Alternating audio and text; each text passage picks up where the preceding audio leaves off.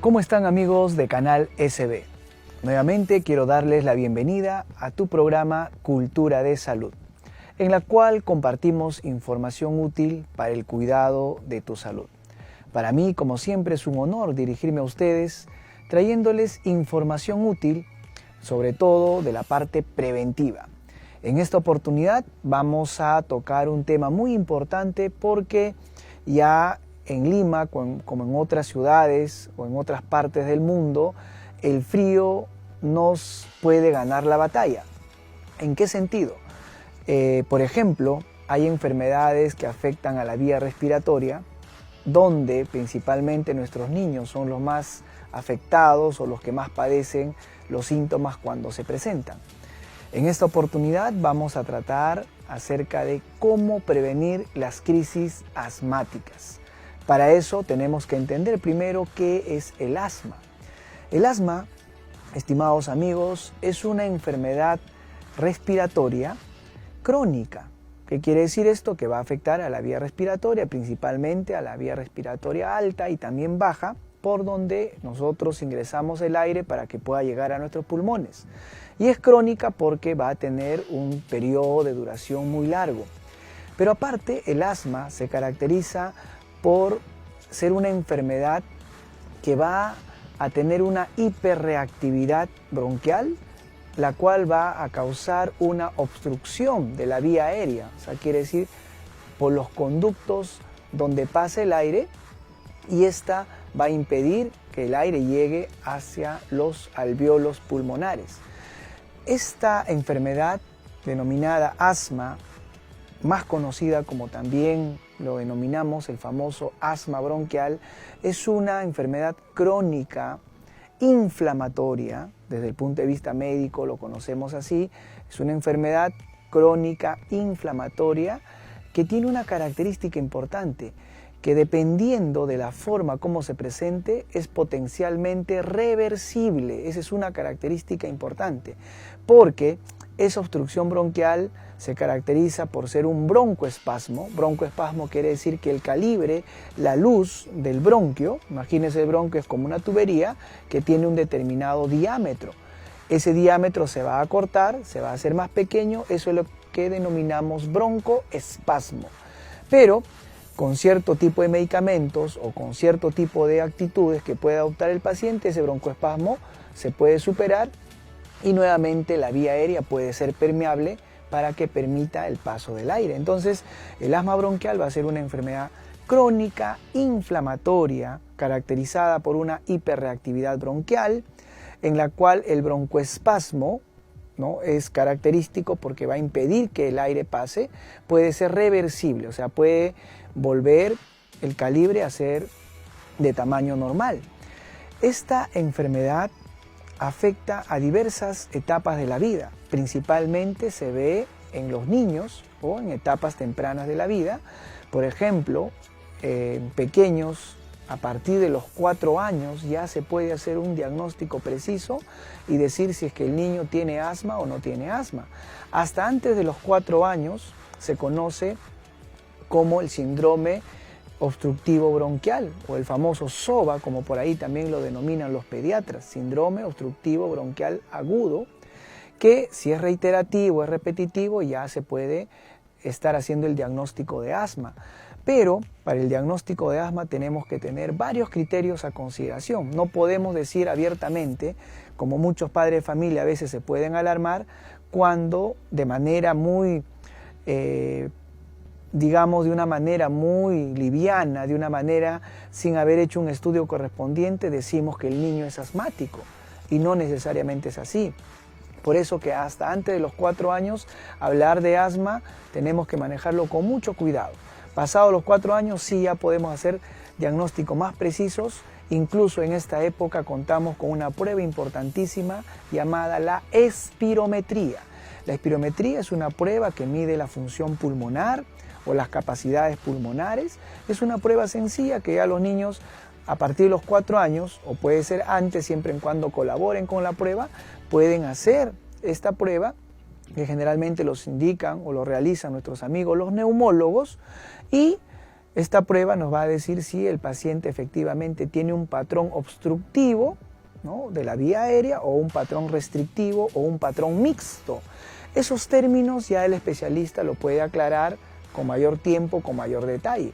Pero para el tema de asma bronquial, generalmente el patrón respiratorio en esta prueba llamada espirometría es un patrón obstructivo. Entonces, aquellas personas que me están observando y que probablemente ya tienen hijos o tienen familiares con ya diagnosticado de asma, sería importante que le realicen, o si es que ya le han realizado esta prueba llamada espirometría, van a saber de qué estoy hablando. Si es que no, que le realicen la prueba llamada espirometría y el neumólogo o el médico tratante de la enfermedad respiratoria le va a decir si efectivamente tiene o no tiene asma.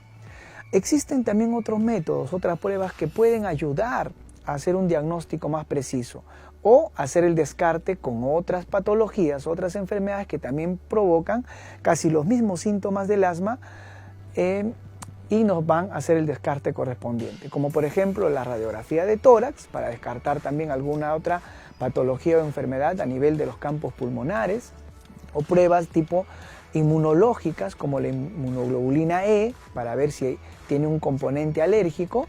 Y esta enfermedad también se caracteriza porque nuestros pacientes diagnosticados con asma tienen un alto componente alérgico, que incluso ya viene de familia, o sea, quiere decir que ya viene en su carga genética, en su carga familiar. Por eso que también se observa mucho que personas que han tenido asma, cuando tienen sus descendientes, cuando tienen sus hijos, los hijos también generalmente son asmáticos. No en todos los casos, lógicamente, pero hay una alta probabilidad. A eso es lo que ya en programas anteriores habíamos llamado factores de riesgo. Muy bien, entonces si ya conocemos, ya definimos qué es el asma bronquial, ¿cuáles son los síntomas por los cuales generalmente nos consultan? Los síntomas más frecuentes son tos, es una tos a veces que es muy persistente, que dificulta la respiración. El paciente, aparte de la tos, tiene dificultad para respirar o la respiración muy rápida. Cuando la obstrucción es muy severa, incluso se forman los famosos tirajes o hundimientos a nivel de las costillas, ¿no? Y esta enfermedad no es contagiosa, eso también ténganlo presente. El asma bronquial no es contagiosa. Por lo tanto, es raro que el paciente con asma presente fiebre. Si presenta fiebre es porque probablemente se ha adicionado alguna otra infección al asma o al asma bronquial que pueda estar teniendo. Es raro que el asma presente fiebre. Y generalmente las crisis se presentan más en las noches, ¿no? Por eso que los niños durante el día juegan, están tranquilos y los padres siempre nos alarmamos cuando en las noches empiezan con su crisis, con la tos, con la dificultad respiratoria, que en casos más severos incluso la obstrucción bronquial puede ser tan seria que el niño puede cambiar incluso de color, sobre todo a nivel de los dedos o las uñas de los dedos, a nivel de los labios, lo que se llama la famosa cianosis, ¿no? Que se va poniendo morado, porque no permite el pasaje de aire adecuadamente. Y es en estas crisis cuando nos asustamos y los estamos llevando a la emergencia o a la emergencia de los hospitales en las madrugadas para que los niños sean nebulizados. Entonces, los síntomas van a ser muy diversos, desde tos, dificultad respiratoria, puede haber un poco de dolor a nivel del tórax por tanto esfuerzo para toser o por el agotamiento que puede haber al respirar rápido. Aparte de eso, si es un pequeño, va a dejar de comer, va a dejar de lactar, si es un niño incluso mucho más pequeño, ¿no es cierto?, que está en etapa de lactancia. Entonces las crisis asmáticas van a ser muy aparatosas. Incluso cuando ya son graves, ocurre lo que nosotros los médicos llamamos como el tórax silente. Normalmente cuando auscultamos a una persona la parte respiratoria, la parte pulmonar, sentimos lo que denominamos los médicos el murmullo vesicular. Sentimos cómo pasa el aire a nivel de los alvéolos pulmonares. Pero cuando ponemos el estetoscopio y auscultamos a un paciente asmático en el cual se le ha cerrado severamente los bronquios, quiere decir que no hay pasaje de aire, observamos un silencio respiratorio, o sea, no hay murmullo vesicular. Y lógicamente los síntomas clínicos asociados a una crisis asmática severa van a ser el cambio de coloración en la piel, sobre todo en los labios, en en las uñas de los dedos, la famosa cianosis. El paciente va a estar con alguna alteración de la parte sensoria, ¿no es cierto? Puede estar un poco confundido o no reaccionar adecuadamente. O sea, definitivamente es un tema muy aparatoso. Y la parte respiratoria, cuando el paciente presenta una crisis asmática severa, es muy desesperante. Siente como que se le va la vida, porque definitivamente no hay pasaje de aire. Muy bien. Las complicaciones pueden ser muy severas, llegando, como les decía, a una asfixia por falta de aire, porque lo que se ha cerrado es la parte bronquial, la vía aérea, por donde debería pasar el aire para que pueda llegar a los pulmones. Esos conductos por donde pasa el aire se denomina bronquios. La parte principal es la tráquea, y la tráquea se va a bifurcar en dos ramas principales, tanto derecha e izquierda, y a su vez se va ramificando como si fuera un árbol.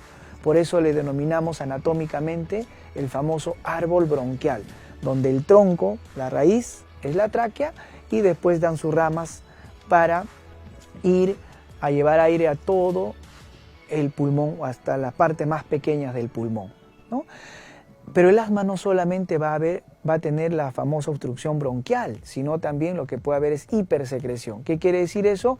Aumento de secreción, aumento de moco. Imagínense ustedes una tubería de que debería tener este calibre, se disminuye la luz, eso se llama broncoespasmo, y encima tenga secreción o flema alrededor. Entonces definitivamente el pasaje de aire va a estar muy limitado. Por eso es que en la crisis muy severa utilizamos cierto tipo de medicamentos llamados los corticoides para disminuir el edema a nivel de los bronquios. Utilizamos también los broncodilatadores para ayudar a dilatar el bronquio que se ha cerrado, y ayudamos también con otro tipo de medicamento, por ejemplo las nebulizaciones o los medicamentos mucolíticos o expectorantes para disminuir toda esa flema que está obstruyendo la vía aérea y poder eliminarla, ¿no? Entonces, eso es lo que hacemos cuando ya se presenta la crisis. Pero la gran pregunta y el aporte de tu programa Cultura y Salud es cómo evitar estas crisis asmáticas. Y aquí van nuestras recomendaciones. Muy bien, en primer lugar, tengan presente que esta época en la cual ya el clima está cambiando, ya se presentan momentos en los cuales en las noches, en las madrugadas hace frío, incluso en las mañanas amanece ya lloviendo, ¿no? Entonces lo que tenemos que hacer es abrigarnos, ya usar en esta época la famosa ropa de invierno, sobre todo nuestros niños. Cuando los manden al colegio, por favor, siempre mándenle con una chompa o un abrigo manga larga, porque en cualquier momento el clima es cambiante y estos cambios bruscos de temperatura pueden condicionar las famosas crisis asmáticas. Cuando hablamos de las crisis asmáticas, ustedes tienen que saber identificar, para poder prevenirlas, los famosos factores condicionantes y los factores que van a desencadenar el problema. Los factores condicionantes, aquellos que condicionan, por ejemplo, una crisis asmática, ya es la predisposición genética que tiene el paciente para poder sufrir esas crisis. Frente a eso no podemos hacer nada, ¿no? Porque ya tiene una herencia familiar de la enfermedad. Ya es el factor predisponente. Pero donde sí podemos nosotros actuar y prevenir adecuadamente son en los factores desencadenantes. Y principalmente los factores desencadenantes pueden ser climáticos o los famosos ambientales, o por los alergenos, aquellas sustancias a las cuales los pacientes tienen cierta hipersensibilidad. Y eso cada persona o cada padre de familia tiene que ir identificando para evitar que sus hijos o los propios pacientes se expongan a esos alergenos, ¿no? Y, por ejemplo, el factor climático es muy importante en esta época de frío. Cuanto más frío, más corrientes de aire frío, o cuando toman agua helada, eso va a condicionar que haya mayor broncoespasmo y por lo tanto se presentan las crisis, ¿no? Los factores ambientales, por ejemplo, el polvo que tiene partículas microscópicas, y en esas partículas pueden estar los famosos ácaros, estos ácaros que lo encontramos en diversas partes de la casa, debajo de los muebles, en las cortinas, o se ha observado frecuentemente en los peluches de los juguetes que tienen nuestros niños, ¿no? O en los libros, a veces que están guardados, en la ropa que está guardada, ahí están estos ácaros. Y de pronto uno los sacude, esos ácaros, como son microscópicos, no están a simple vista, ingresan vía inhalatoria por la nariz, por la boca, y definitivamente activan esos factores que van a desencadenar las crisis asmáticas. Por eso que las recomendaciones uno en casa, en lugar de sacudir, limpiar el polvo de la casa, uno no hacerlo delante de los niños que tienen esa predisposición.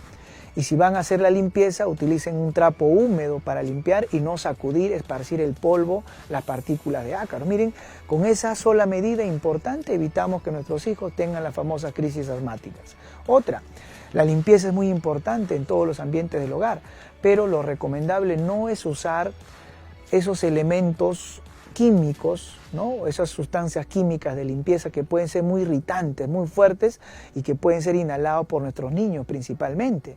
Utilicemos productos de tipo natural para hacer la limpieza. Y como les decía, de preferencia, si uno hace limpieza en casa, no lo hagan delante de los niños que estén en otro ambiente mientras ustedes van limpiando determinadas zonas. Dejan que el ambiente se ventile bien. En esta época también es importante abrir las ventanas, ventilar bien durante el día, y durante la noche cerrar las ventanas porque ya hay corrientes de aire frío. Entonces todas esas medidas nos van a ayudar a prevenir la crisis asmática.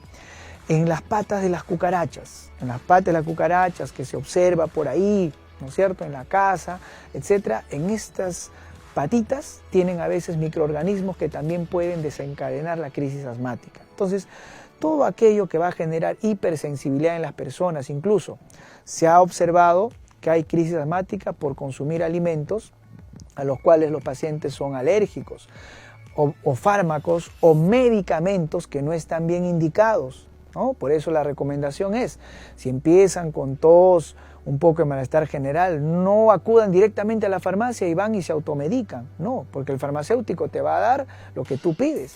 Si tú pides algo para la tos, te va a dar un antitusígeno. Si tú pides algo para el dolor, te va a dar un analgésico antiinflamatorio. No, él no es médico, simplemente te va a dar el sintomático. Para eso es importante no a la automedicación. Y esto tiene que ver también con el asma, sí. Se ha observado que hay cierto tipo de medicamentos que pueden desencadenar crisis asmática. Al igual el consumo de drogas, el consumo de otras sustancias, sobre todo que pueden entrar vía respiratoria inhalando, ¿no? Por ejemplo, el humo del tabaco. Si un niño es asmático, tiene esa predisposición y alguien está fumando cerca del niño, lógico que esa sensación va a estimular a su sistema inmunológico y también puede desencadenar en una crisis asmática. Entonces, hay muchos factores que pueden desencadenar esta crisis. Como les decía, los más comunes, los factores ambientales, el frío, el polvo, los alergenos, los medicamentos, consumo de drogas, sustancias, incluso en algunos casos se ha observado también que hay personas que pueden reaccionar de manera diferente frente a algunos factores estresantes, ¿no?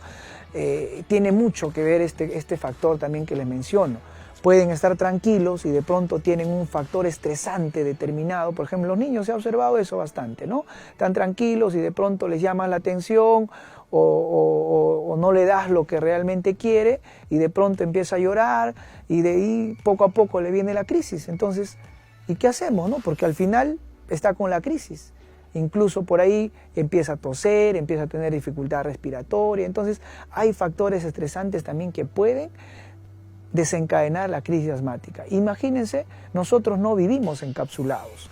Los seres humanos somos seres que convivimos juntamente con otras personas en un medio ambiente que compartimos muchas cosas. Si viviéramos encapsulados, bueno, estaríamos protegidos, pero no. El hecho acá está en saber protegernos adecuadamente y evitar sobre todo exponernos a situaciones que nos pueden hacer daño. Como les había mencionado, los más afectados son los niños y a ellos son los que tenemos que protegerlos. ¿Qué pasa cuando ya se presenta la crisis?